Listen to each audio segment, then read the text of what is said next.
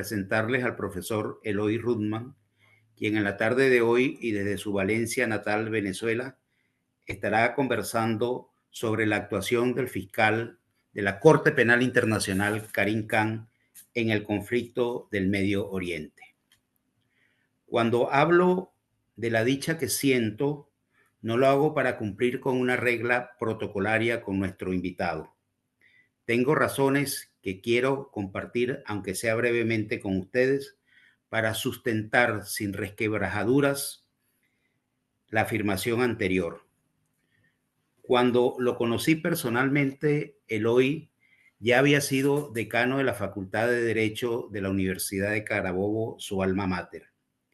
Permanecía allí como profesor y en la búsqueda de nuevos amaneceres volvió a las aulas para estudiar, para estudiar y graduarse como especialista y magíster en ciencias penales y criminológicas.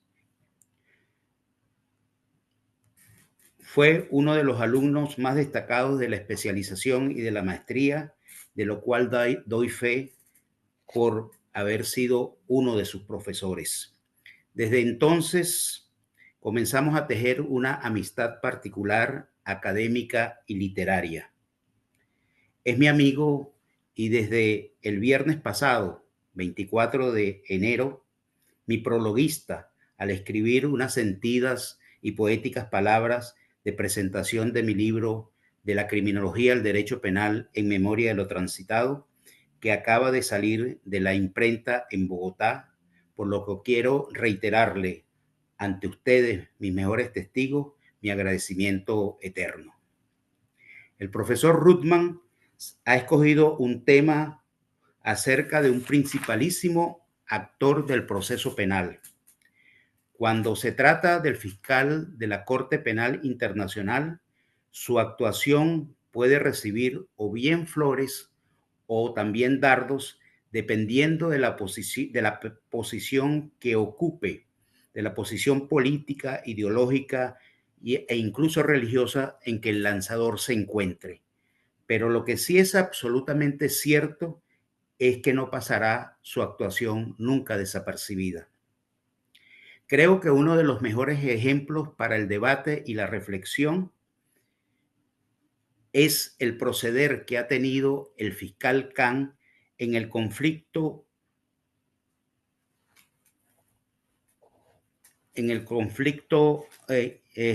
lamentable, sangriento y abominable entre Israel y Palestina. El cielo de estos territorios se ha ensombrecido de tal manera que Eloy sabe que no es posible ver o divisar el único fuego que salva, la poesía, y por eso está con nosotros para brindarnos su análisis del tema desde otras perspectivas. Bienvenidos, Eloy, a nuestra sala virtual. Hola, Ergeni, muchas gracias por tu hermosa presentación que me llena de orgullo y ratifico tu condición de maestro y de amigo inquebrantable a través de más de 25 o 30 años. En realidad, eh, te adelantaste mucho en relación a lo que yo humildemente voy a tratar. Soy un curioso de esta cuestión geopolítica y, por supuesto, con ribetes vinculados al derecho penal internacional en estos momentos. Hay veces que uno opina sobre la cuestión geopolítica, pero en este último tramo de ese conflicto de muchos años entre Israel y Palestina, en este último tramo del conflicto que se especifica el 7 de octubre de 2023, eh, tiene unos ribetes muy especiales, no solamente por los hechos en sí, sino también por el contexto histórico en el cual se desenvuelve este nuevo conflicto entre Israel y Hamas, concretamente, ¿no? Concretamente Hamas. Ha habido también alguna variación hacia Hezbollah y hacia Irán, pero fundamentalmente ha sido digamos, el conflicto directo ha sido entre Israel y Hamas, ocupante de ahí de Gaza, ¿no? Entonces, es un conflicto inconcluso, no ha terminado, no podemos, no podemos tener una previsión clara con relación a lo que puede ocurrir, a cómo va a terminar. Eh, sí podemos, digamos, reflexionar sobre algunas cuestiones en relación a lo que ha venido ocurriendo, pero hacer un análisis futuro de cómo va a terminar, yo creo que estamos en una situación muy dificultosa. No solamente por la magnitud del conflicto, sino como dije anteriormente, por el contexto histórico en el cual se desenvuelve. Hablábamos hace un rato, antes de entrar en el Zoom, de la frase, no digamos que lapidaria, sino de la frase importantísima de el estadista José Mujica de Uruguay, eh, esa frase importantísima que pronunció en una conferencia reciente, dijo, no estamos en una era de cambio, sino en un cambio de era. Entonces, este contexto de cambio de era le pone un punto importantísimo a esta fase del conflicto que no se sabe hasta dónde llegará y que tampoco hay unos actores en el plano geopolítico distintos. Hay una una posición también distinta en el plano de la, de la dirección política de diversos estados vinculados al problema o vinculados al mundo occidental en este cambio de era, en este cambio de era que eh, nos toca vivir, nos toca vivir con cierta preocupación, con cierta indeterminación. Eh, He dividido mis reflexiones en tres puntos. Un primer punto vinculado a espacio, música y tempestad. Un segundo punto vinculado a la otra cara del conflicto. La primera se refiere al ataque de Hamas y a las circunstancias y al contexto en el cual se realizó el ataque de Hamas. Y la segunda se refiere a la respuesta de Israel a partir de los hechos del 7 de octubre. Y la tercera a la posición de la Corte Penal Internacional a través de sus fiscales y de otros funcionarios jurisdiccionales de la Corte como la Sala de Cuestiones Preliminares.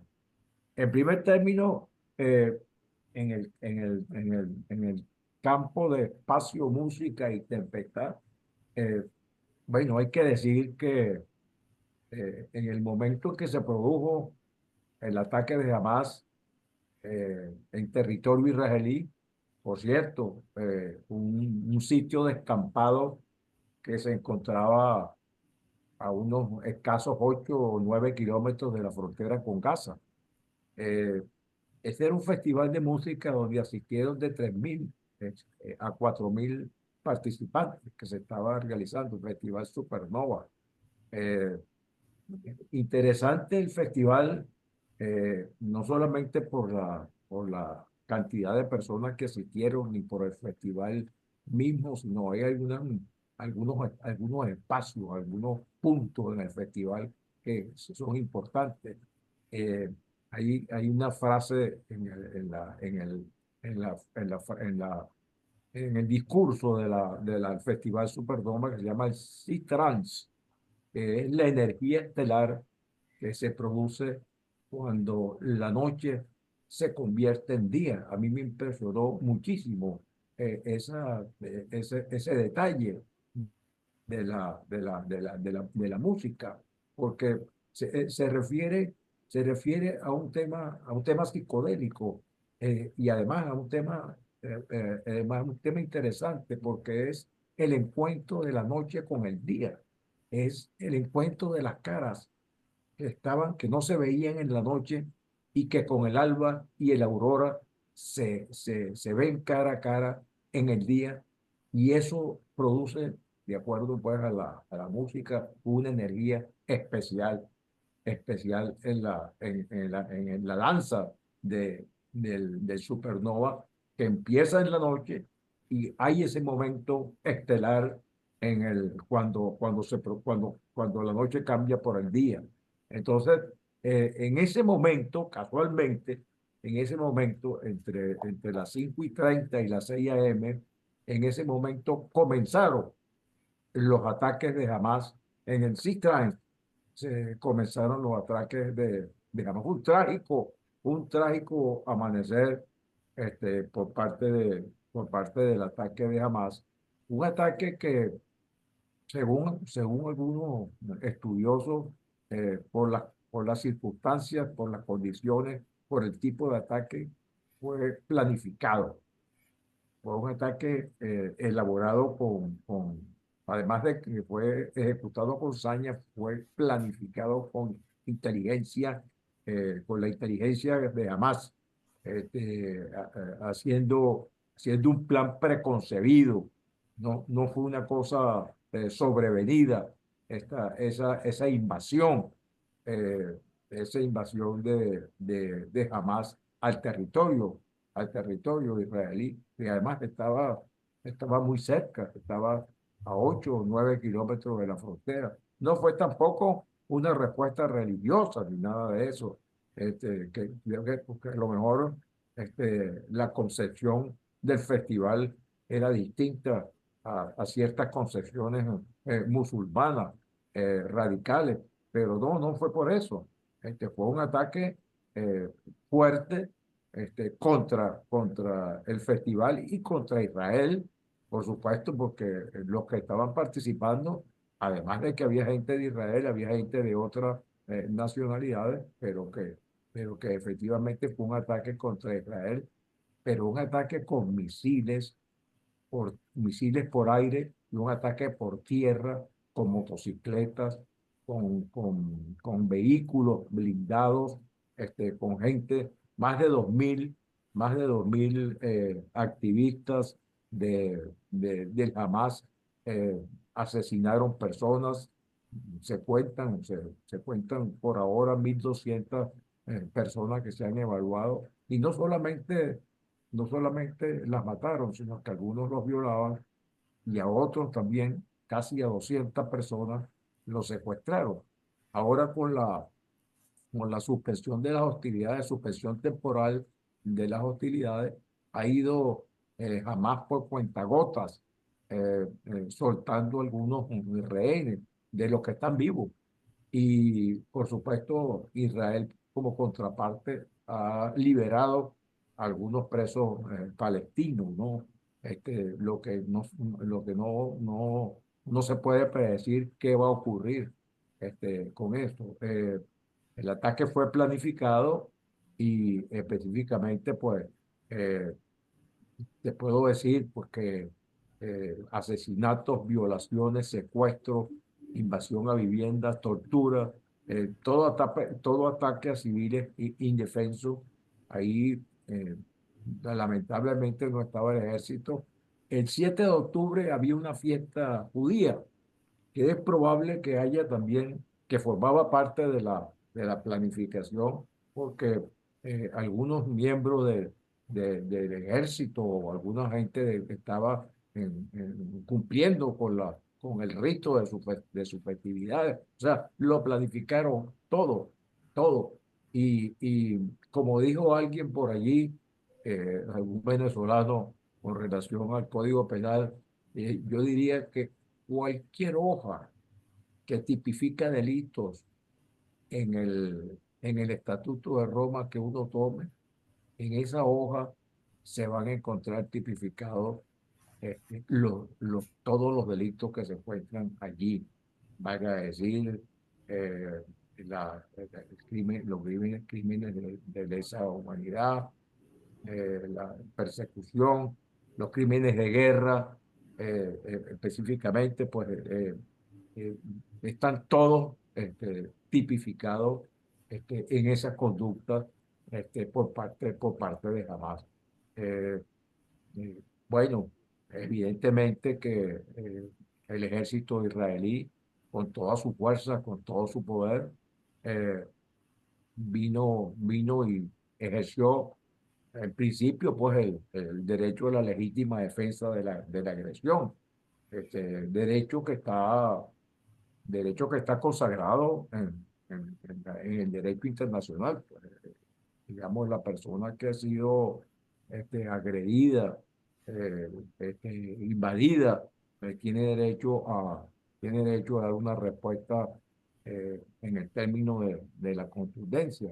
Todos sabemos, eh, puede pasar la otra lámina, todos sabemos que todos sabemos que el derecho a la defensa eh, no es un derecho absoluto. Eh, También hay exceso en el derecho a legítima defensa. En el caso de Israel, efectivamente, pues la reacción fue justificada. Digamos que la reacción tiene justificación y tiene explicación, la reacción de Israel. Ahora, fueron desmesuradas sus acciones desde el 8 de octubre o desde el 7, sí, desde el 7 de octubre hasta, hasta la suspensión de las hostilidades, que fue hace como 8 o 9 días.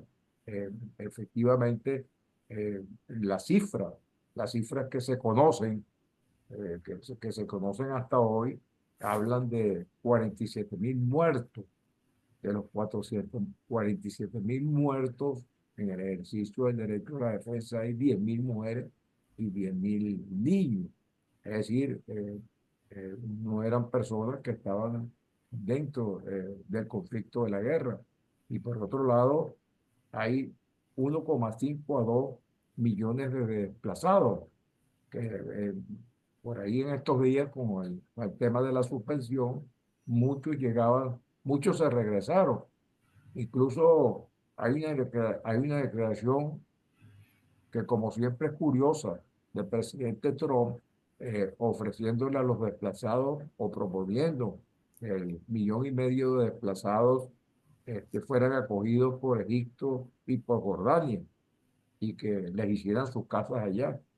En verdad que es una cosa terrible, porque eh, eh, yo vi por TV los desplazados regresando, pero resulta que el 70% de sus viviendas están destruidas el 70%, y la PNUD dice, el organismo de las Naciones Unidas, que ha estado muy vigilante con relación a esta situación, no solamente la PNUD, sino organismos de derechos humanos de las Naciones Unidas, que como todos sabemos está íntimamente relacionado con la Corte Penal Internacional y cuyas conclusiones e investigaciones in situ fueron remitidas al fiscal Carr. eh, eh, 70%. Entonces el PNUD dice que en su análisis en el sitio que Gaza tardaría unos 80 años. La destrucción es tan grande que tardaría 80 años en recuperarse. Entonces, todos nos preguntamos, bueno, entonces, ¿para qué se devolvieron esos desplazados? ¿Qué los está inspirando a ese grupo, a esa inmensa cantidad de desplazados que tampoco se quieren ir para Egipto ni para Jordania, para que les pongan otra casa? Ellos quieren vivir allí. Pero hay gente que quiere efectivamente que eso quede como está y que haya un desarrollo turístico. Lo he leído, no estoy inventando, un desarrollo turístico en la Franja de Gaza con vista al mar. Entonces, en realidad, me tiene verdaderamente confundido y alarmado este tipo de cosas, porque sería el desplazamiento total de la población en estas acciones en estas acciones de Israel, donde hay un exceso grande, desmesurado, como yo lo coloco allí, de la legítima defensa que tenía, pues también se cometieron graves delitos de lesa humanidad, este, delitos que están tipificados en el Estatuto de Roma y que efectivamente pues eh, concuerdan, están verdaderamente manifestados en cualquier análisis que se haga con relación a los hechos y a las evidencias. Restricción de servicios básicos, luz y agua, y sobre todo eh, la restricción de alimentos y comida. En el curso del conflicto eh, nos dimos cuenta que habían organismos internacionales, que ya los vamos a nombrar más adelante, que llevaban alimentos a la gente, y entonces la fuerza de Israel impedían la, la incursión de los alimentos y también de la medicina. Entonces, eso, de acuerdo a las investigaciones que se hicieron y a la revisión que se hicieron de esas conclusiones y al análisis de expertos que también se pasaron al fiscal Khan, conforme a sus dichos, este, tipificó el delito de inanición que está por allí en uno de los tipos penales que castiga el estatuto de Roma, la muerte por inanición.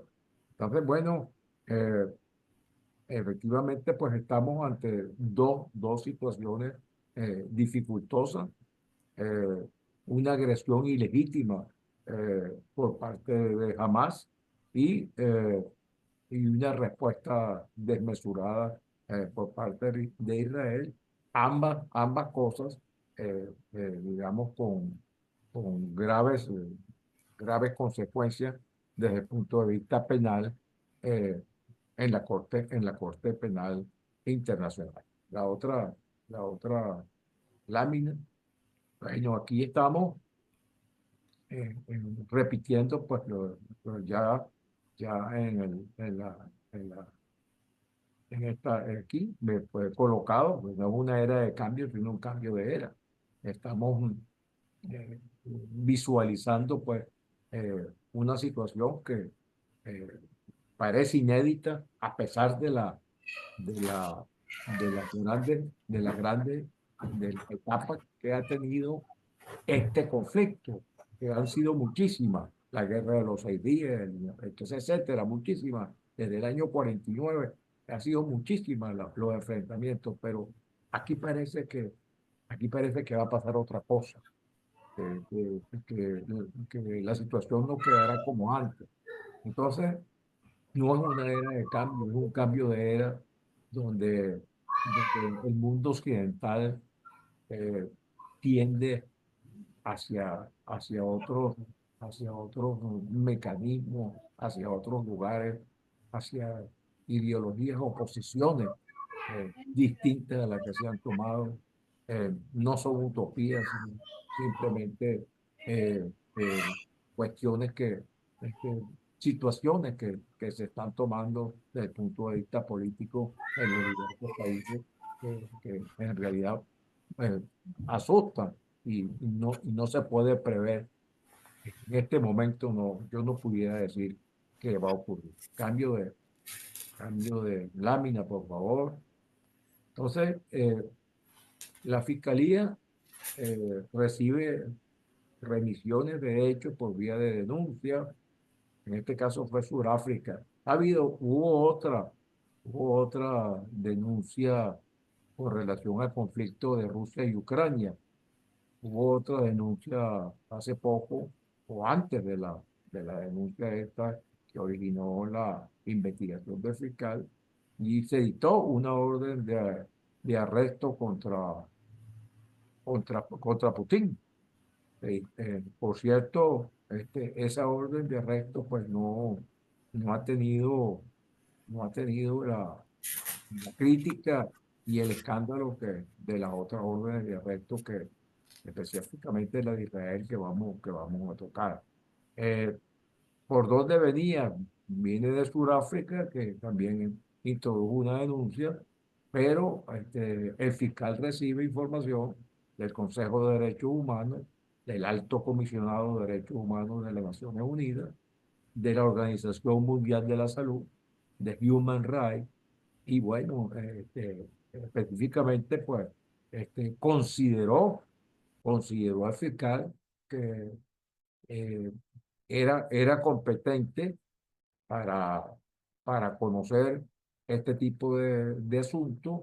Se trataba de una guerra, se trataba de una guerra, entre otros tipos penales, habían evidentes crímenes de guerra, eh, digamos, en los hechos, que se adaptaban completamente a los tipos penales. Y además de ello, pues, eh, hay el principio ese de subsidiariedad o de complementariedad, que es un principio importante en el campo de la Corte Penal Internacional, que se ha aplicado, pero es que resulta que, eh, bueno, ese principio tiene, bueno, el principio es básico, primario, que se ha investigado los hechos por las normas de derecho interno, por la jurisdicción interna de los estados. Pero es que efectivamente eh, hay una política de Estado de ambas organizaciones. Es una política de Estado. Yo no sé cómo es el sistema de justicia de Hamas. Yo no sé si, incluso no sé si existe.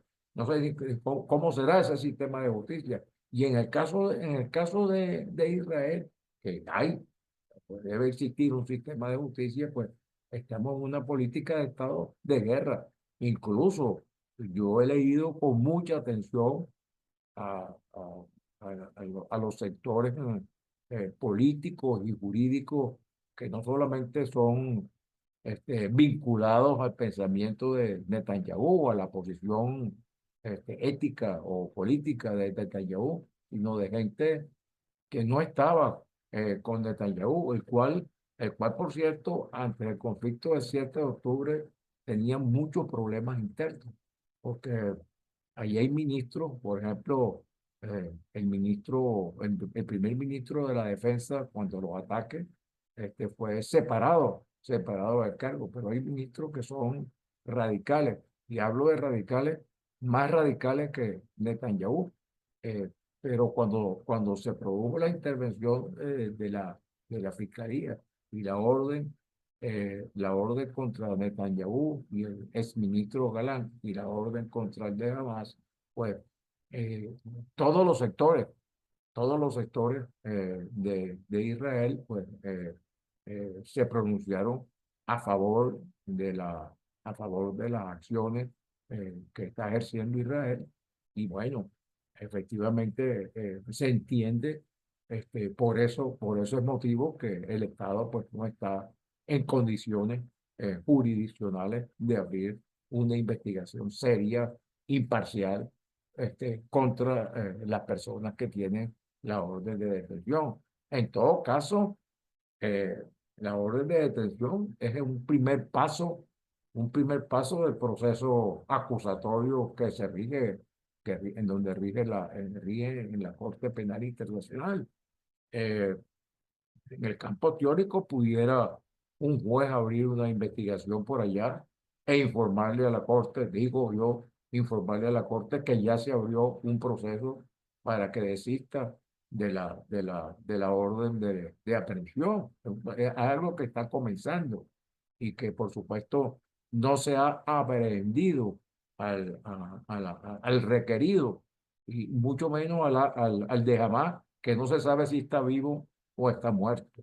El Mohamed Dave no se sabe si está vivo o está muerto. Entonces, no hay una claridad en cuanto a esto y eh, eh, hay una solicitud, o hubo una solicitud del fiscal Khan, que esto es importante decirlo, pues mucha gente lo entiende, pero bueno, lo voy a recalcar, es quien pide la orden de aprehensión y que la justifica de acuerdo a lo leído, por evidencia, por las remisiones que le han hecho organismos internacionales de derechos humanos, por expertos que él nombró, por testigos que han declarado, por víctimas, que le han declarado tanto las víctimas de Israel como algunas víctimas de allá de Gaza, que han declarado, evidencia que ha recogido, personas de la fiscalía que ha enviado a Gaza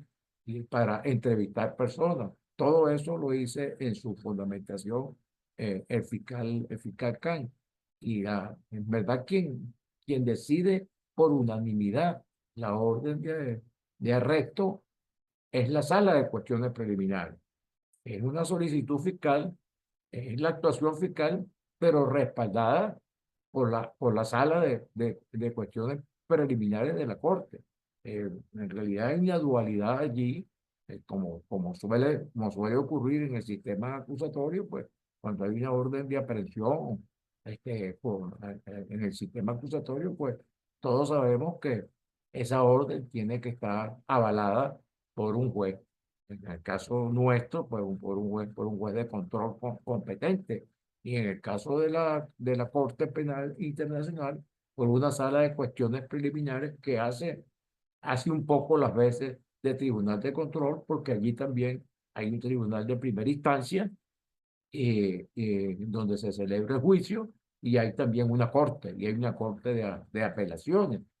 Eh, eh, Efectivamente, sí. eh, eh, no fue entonces el fiscal que tomó esa decisión de esa manera, sino fue una decisión unánime de la sala de cuestiones preliminares.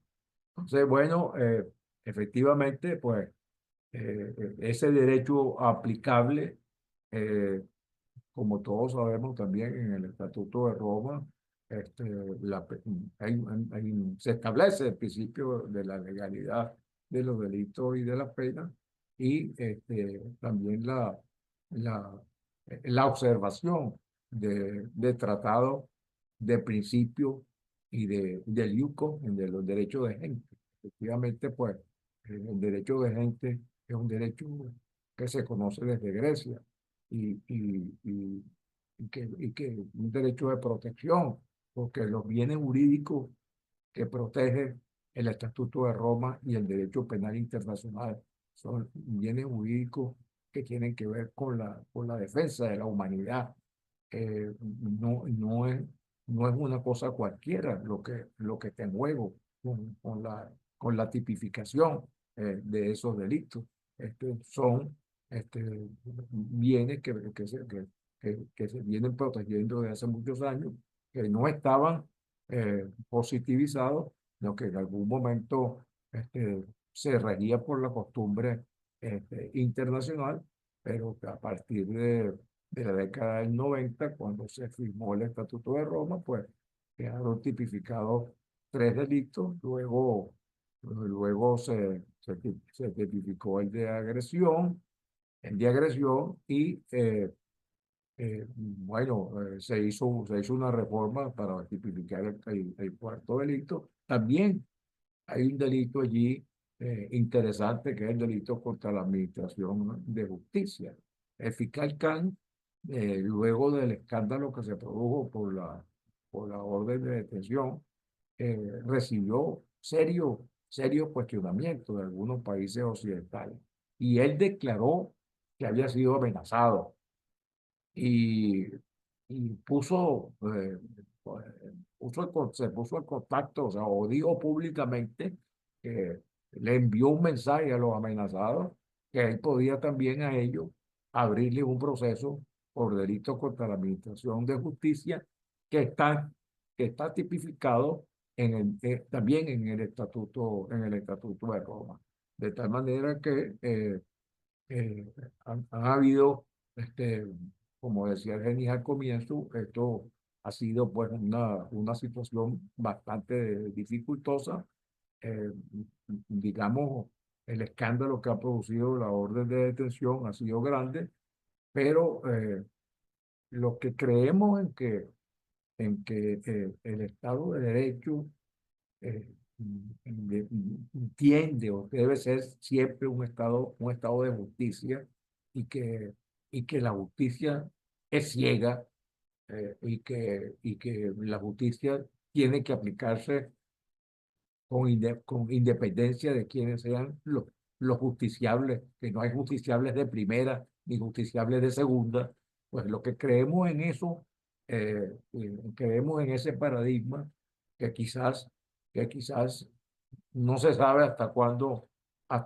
Es falsable también, quizás sea tan falsable como decía aquel filósofo. A lo mejor este paradigma es falsable también, como viene ocurriendo por allí, donde en países no hay estado de derecho ni siquiera formal, sino que han habido otras formas distintas y se desprecia el estado de derecho. Pero los que creemos todavía en que puede haber una justicia imparcial, pues estamos claros en que esa decisión que estuvo fundamentada y que creemos en que los argumentos que se le dieron a los magistrados de la sala de cuestiones preliminares fueron contundentes para comenzar un proceso, por supuesto, en sus comienzos, valga la redundancia, es el inicio de un proceso donde habrá, eh,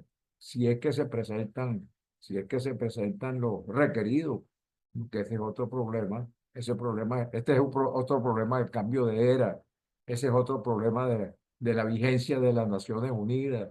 Es otro problema las decisiones del Consejo de Seguridad y el derecho a veto que existe en el Consejo de Seguridad. Es otro problema la eficacia de la Organización de Estados Americanos. O sea, hacia dónde vamos, no sabemos, pero lo importante es determinar que eh, hacer fuerza porque se mantengan por lo menos los principios de la ilustración, de los cuales hay un déficit en estos momentos y no sabemos si es que vamos hacia otro estadio de la justicia. Vamos a pasar a la última. Bueno, eh, esta ya la habíamos señalado. La reacción internacional, pues, bueno, los Países Bajos apoyaron la decisión de la sala de cuestiones preliminares. eh, Estados Unidos la cuestionó, eh, Inglaterra también. eh, Otros países del África la respaldaron. eh, por ahí salieron unos del Hamas diciendo que estaba muy buena, pero en realidad eso me parece un cinismo. O sea, en esa situación, pues yo creo que jamás no ha debido ni siquiera declarar, porque ellos también son responsables ellos son responsables del inicio de este conflicto, por lo menos de este conflicto. Entonces, bueno, eh, veo que me quedé corto con relación a la, a la compenetración o la relación de adecuación entre los hechos y el derecho, porque para que se garantice la tipicidad, porque además del genocidio, hay crímenes de lesa humanidad, y hay crímenes de guerra, y hay crímenes de agresión.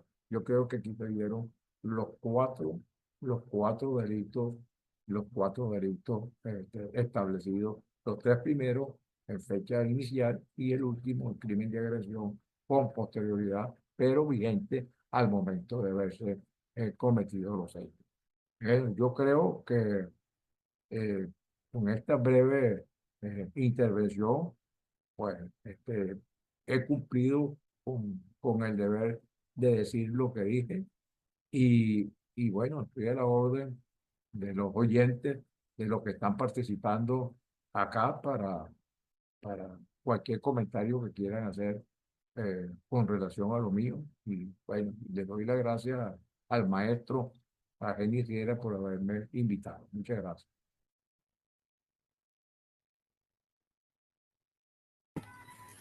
Muchas gracias, Eloy, por tu intervención realmente has planteado y pintado el panorama exacto de lo que ha sido este conflicto ya durante algunos años, y no solamente lo has llevado a ese panorama, sino que lo has actualizado hasta prácticamente estos días. Es realmente un tema que, como decimos muchas veces en sentido coloquial, hay mucha tela que cortar, depende de las posiciones, repito, que uno pueda tener, sea una posición política, ideológica, social, cultural, religiosa, y siempre será un tema inconcluso de los tantos que siempre estamos debatiendo en áreas que tú conoces perfectamente, como son las ciencias penales y criminológicas. Con este agradecimiento abrimos entonces la sesión de preguntas, respuestas, comentarios, críticas, observaciones que ustedes tengan a bien hacerle al profesor Eloy Rudman. Tienen ustedes la palabra, quienes están en la sala virtual.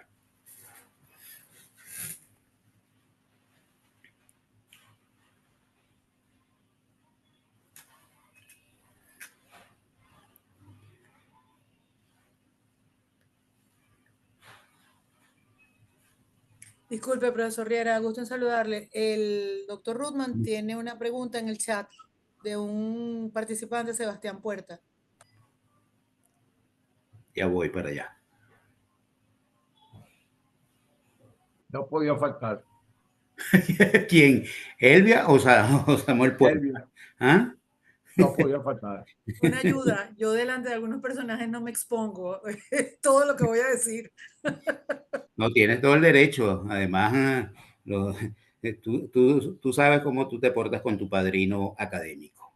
¿Ok?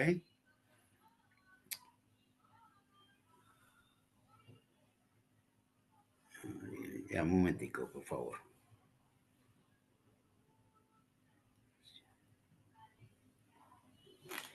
Vamos a ver. Ya voy a abrirlo. Ya voy. Hay dos preguntas en el chat. Ok, la de Sebastián Puertas dice lo siguiente, Eloy. Karim Khan fue designado fiscal en jefe de la Corte Penal Internacional en febrero de 2021.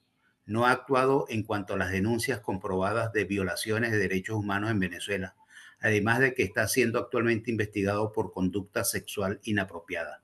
¿Qué balance se le puede dar a su gestión? Gracias por su conferencia. Bueno, ¿puedo hablar? Claro, adelante. No, yo creo que el balance que se le puede, creo que tú sugeriste algo al comienzo. El balance que se le puede dar a su gestión es que ha sido una gestión polémica, la del fiscal Khan. Es cierto que lo que dice el abogado, el colega Puerta, lo he leído con relación a una situación de acoso, eh, con relación a un funcionario, creo, a una funcionaria perdón, una funcionaria de la corte, y que efectivamente en otros conflictos no ha actuado con tanta celeridad. Sin embargo, hay que tener, con todo eso, que yo también lo suscribo, pues hay que tener en cuenta que este último conflicto del cual hablamos hoy, un conflicto verdaderamente horroroso, horroroso. Eh, yo no sé si puedes decir que es incomparable con otras situaciones, porque sí puede ser comparable, pero esto es una cosa desastrosa que va a marcar un hito en la historia de la humanidad.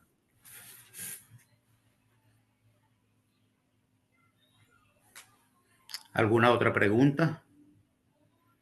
Leo en el chat solamente la de Sebastián Puerta. No creo que haya otra. Si alguien quiere participar, hacer algún comentario.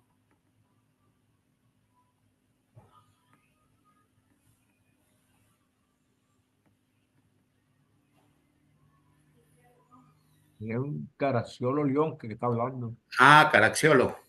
Ajá. Ajá. Adelante. Aquí en Los Andes, aún para este tiempo y antes del 2 de febrero, todavía antes de celebrar la misa de la Candelaria, estamos parando el niño, atendiendo el pesebre y deseándole a la gente feliz año, lo cual hago a Judec y a todos los componentes de esta sala, además del señor decano de la Universidad de Carabobo. Muchas gracias. El tema, mi querido profesor, es muy complejo. Tema por el cual puede participar todas las corrientes del pensamiento del mundo, los militares, los pacifistas, los feministas, todo el mundo.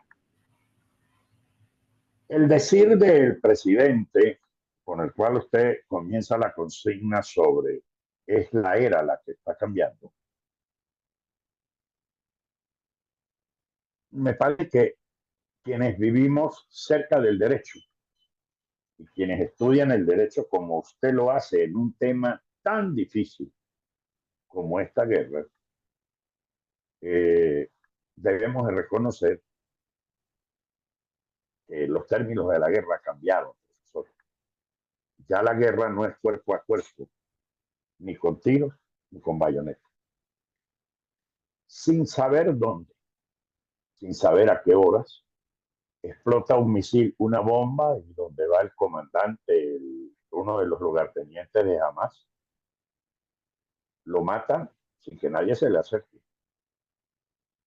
Y bueno, por supuesto, en la medida en que van nombrando jefes de Hamas, pues Israel va diciendo, este es el próximo que vamos a matar. Y los han ido matando a los jefes uno por uno, dada la altísima precisión y el altísimo trabajo de inteligencia que tiene el gobierno de Israel. Pero además, eso también comporta una situación que aventaja a Hamas en el proceso de la guerra de la guerrilla, y porque según la interpretación, pues lo de Hamas parece que no son muy poquitos y son muy débiles. Si bien no tienen Estado de Derecho, son un Estado activo. Y esa parece ser la figura del nuevo Estado. Un ejército compuesto por centenares de hombres que tiene toda la estructura de Estado, pero no tiene territorio, pero tiene armas, tiene poder, tiene entrenamiento, tiene leyes, tiene normas, y está en pleno combate contra uno o varios estados. De modo que a mí me parece que cambiaron los términos de la guerra y consecuencialmente tenemos que cambiar los términos de los enjuiciamientos de los delitos que se cometen en la guerra. Porque nosotros clasificamos por el tipo penal que se establece en los documentos, en el Estatuto de Roma, que hay genocidio, que es delito de lesa humanidad, que son crímenes de guerra. Y luego decimos que nos parece que es desproporcionado lo que está haciendo Israel. ¿Qué es lo que es desproporcionado? Dar una respuesta. ¿Qué será desproporcionado? La cantidad de civiles muertos. Según lo que yo entiendo por los medios de comunicación, lo que he entendido, a mí no me gusta la guerra, ni me entretiene, pero los israelitas advierten de que se han construido en las nuevas modalidades de la guerra, se han construido nuevas formas de preparar la defensa. Y en ese sentido, da cuenta esta guerra de que la cantidad de habitantes que se encuentran dentro de los hospitales, dentro de las mezquitas, dentro de los refugios, dentro de los institutos escolares, a los cuales se les ha advertido que tienen que salir de ahí los civiles, se denota claramente que dentro de eso hay un escudo humano provocado por Hamas, construido por Hamas y dirigido por Hamas, para evitar que le arrecien los israelitas, que luego de vencido el plazo accionan contra todas las personas que están ahí y evidentemente producen las estadísticas que usted señaló hasta el día de hoy, de miles de mujeres, de hombres y de niños fallecidos. Segundo, hay otros países que han puesto el pie de fuerza en este conflicto, en especial los Estados Unidos. Tienen la fuerza militar y sus barcos y sus aviones. En razón del interés internacional, también han intervenido para ganar esa guerra del lado de Israel, lo cual me parece absolutamente correcto. Le repito, Ahora la guerra no son las batallas con una lanza o con la distancia que da un tiro de una ametralladora, una cosa de esta. La guerra tiene otro lenguaje, tiene otra tecnología, está dirigida por satélite. Los comandantes ahora son electrónicos. En tercer lugar, hay una carga de opinión internacional y una alarma de opinión internacional. Pareciera que hay más escándalo en la guerra de Israel por el atropello ocurrido en el mes de octubre de hace año y medio, la masacre, pero también es cierto que tenemos una guerra en Ucrania, una invasión rusa que parece que tiene menos desgaste, es decir, que tiene menos posibilidades de ser enjuiciada y de ser enjuiciada del modo como se está haciendo. Hay dos normas de medida, es lo que trato de decir. Una para la guerra de los rusos contra Ucrania y la masacre de los rusos en Ucrania, la invasión. Entonces, ahí el comportamiento legal pareciera que es otro. Y finalmente, yo creo que, bueno, el mundo está repartiéndose de otra manera, otra vez. Estamos trayendo el modo de reparto de la Segunda Guerra Mundial y aplastando en el nuevo reacomodo geopolítico cosas territoriales. Yo creo que a Palestina no le van a dar el territorio. Esa es mi opinión hoy. A pesar de que el mundo entero legitimó, Yasser Arafat y todo el mundo, que allí tendrían una población, pues esta gente no pudo ni con el territorio ni con el gobierno y permitió la creación de Hamas, modelo que se ha expresado ahora en otros países árabes que tienen un ejército disidente. Y uno dirá, ¿será que la FARC de Colombia es igual? ¿O será que el ELN que dicen que está presente en Venezuela es igual? Que aquí hay un ejército distinto al ejército oficial, listo y preparado para otras cosas. No puedo responder eso porque usted y yo sabemos cuáles son los niveles de independencia y de autonomía que hay en este país. Profesor, su conferencia es muy buena porque usted sabe que el mundo tiene más de año y medio debatiendo esto en todos los canales de televisiones internacionales. Tenemos año y un poco más desde que empezó esta guerra, considerando que todas las noticias de los primeros noticieros del mundo entero abren y defienden la consideración que usted, de gran atrevimiento, ha optado por plantearle al auditorio de Judet un análisis legal sobre la guerra. Finalmente, profesor, para que lo recordemos, lo primero que se muere en la guerra es la verdad. Y pasará mucho tiempo para determinar dónde quedó la verdad de esta guerra, como de la guerra de Ucrania. Muchas gracias por atenderme, profesor. Le escucho. Hola, hola. Argeni, ¿puedo hablar? Creo que sí, profesor. Claro que sí. Claro que sí. Ay, muchas gracias, profesor Caracholo, por su intervención, que la considero más que de una profunda reflexión que de una pregunta, ¿no? Yo lo que deseo es que la Virgen de la Candelaria, el 2 de febrero, nos conceda algún milagro relativo a lo que usted y yo, en el fondo queremos, pues que queremos un mundo en paz, queremos un mundo libre, queremos un mundo que transite hacia la verdad y lo que usted ha dicho, pues efectivamente la verdad está en crisis, no solamente en la guerra, en todas partes. El tema de la posverdad es una cuestión que se ha dado, o sea, que viene hace mucho tiempo en boga con relación a la política y a la posverdad. Un detalle nada más con relación a la cuestión de los civiles como escudo. He estado pensando sobre ese tipo de cuestión cuando lo leí también en los hospitales, en las escuelas, en algunos sitios estratégicos. Es que yo creo que en Gaza el control social está impuesto por la violencia de Hamas. Hamas ejerce el control social a través de la violencia. Ahí no hay ninguna manera normativa que no sea la violencia para ejercer el control social.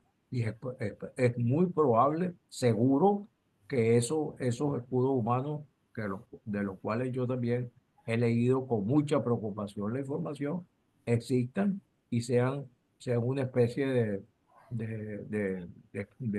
bueno, situación para evitar un ataque de Israel porque son civiles. Sin embargo, nadie puede negar que el Mossad es uno de los organismos donde se ha desarrollado una inteligencia de la guerra muy importante. Y efectivamente, pues, o sea, quien sepa que en un hospital hay escudos humanos, pues, y que pues, los túneles por debajo del hospital está un comando de Hamas, pues entonces que se meten en los túneles, digo yo, y que no ataquen los hospitales directamente, aunque usted ha dicho con razón que Israel ha mandado a desocupar los hospitales, pero son situaciones verdaderamente dificultosas que de alguna manera por el plazo que da, dificulta en la vida de los civiles. Yo, con mucha tristeza, eh, vi cómo la gente que estaba regresando le decía a lo de Hamas, Dios es grande. Le estaba agradeciendo a Hamas el regreso a las casas de tu vida. Sí, yo lo vi con mucha tristeza y dije, bueno, ¿qué están pensando esos civiles que viven en Gaza?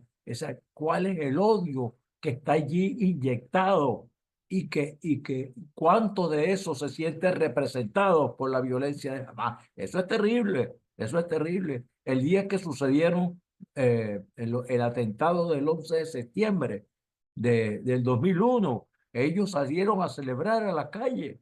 Ellos salieron a celebrar a la calle la mortandad que hubo en los Estados Unidos en la Torre Gemela. Eso es una cosa que no tiene ninguna justificación y evidentemente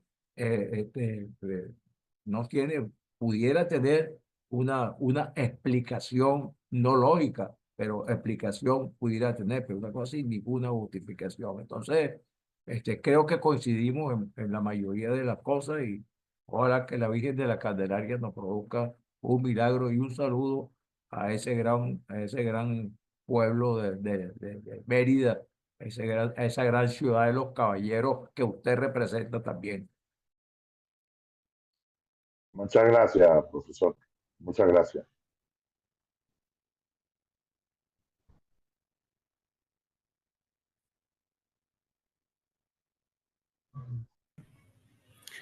Eloy, en el chat hay dos preguntas. Sebastián Puerta nuevamente comenta lo siguiente. Cambalache es un tango argentino de 1934 Yo lo conozco. que dice: el siglo XX es un despliegue de maldad insolente. Ya no hay quien lo niegue. Me parece que se actualizó para el siglo XXI. Es cierto, es cierto. Y dice también el tango, cualquiera es un señor, cualquiera es un doctor. Ese efectivamente es un tango que pareciera haber sido escrito esta mañana, como decía Borges, cuando recomendaba algún libro de los leídos. Decía, este libro es tan bueno, aunque tenga tanto tiempo, que pudo haber sido escrito esta mañana. Ese tango pudo haber sido escrito esta mañana y está vigente. Fuerza, estamos de acuerdo completamente. Desde San Cristóbal, nuestra amiga María Rosario Pauline Charito dice lo Así. siguiente: un saludo desde el Táchira, lo veo en YouTube. La pregunta sería, ¿cómo opera la complementariedad después de iniciado el proceso en la Corte Penal Internacional si el país abre posteriormente la investigación? ¿No sería un mecanismo de burlar a la Corte? Bueno, yo dije algo con relación a eso cuando intervine inicialmente. Eh, yo pensé que, bueno, la orden de detención contra Netanyahu, por ejemplo, ¿no? Donde pienso que a pesar de estar Israel en un estado de guerra, y que digamos, la ejecución de las acciones de Israel son una política de Estado, son una política de Estado. La orden de detención es el comienzo de un proceso. Eh, digamos, en el derecho interno, teóricamente, una hipótesis, en el derecho interno de Israel, pudiera un fiscal, si es que existe, creo que existe también el sistema acusatorio.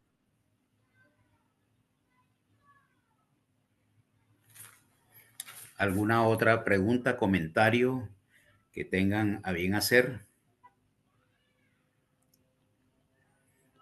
Bueno, creo que están todas las preguntas formuladas, los comentarios hechos y solo me resta agradecerle infinitamente a mi amigo Eloy Ruduman la oportunidad de compartir con nosotros, la oportunidad que nos ha brindado de compartir con nosotros sobre un tema siempre candente porque toca demasiados aristas como son las cuestiones geopolíticas, penales, sociales, económicas, por supuesto también religiosas que siempre existen en estos conflictos y creo que es una contribución más a el entendimiento, si es posible hablar del entendimiento de un problema que lamentablemente todavía no ha sido resuelto y que a lo mejor no será resuelto en los próximos días,